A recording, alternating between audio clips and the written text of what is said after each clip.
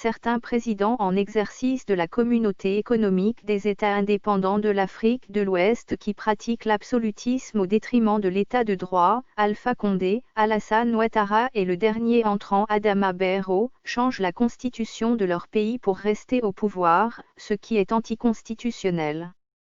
L'absolutisme démontre encore une fois que la démocratie n'est pas respectée. En ce moment précis, nous ne nous trouvons plus dans un État démocratique mais plutôt dictatorial. Pourquoi ces derniers veulent-ils se maintenir absolument au pouvoir?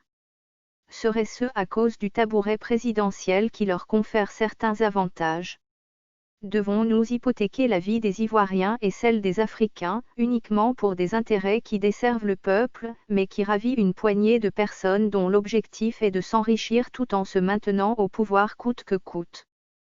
Quel bilan devrons-nous tirer de la gouvernance de Mr Alassane Ouattara?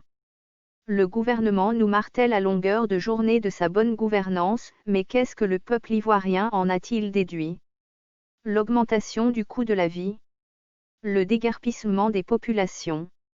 La cherté des denrées alimentaires. L'insécurité grandissante dans le pays. Le non-respect des partis politiques. Un taux de chômage élevé et le non-accompagnement dans la vie active des jeunes Ivoiriens. Le non-respect des élus issus de l'opposition.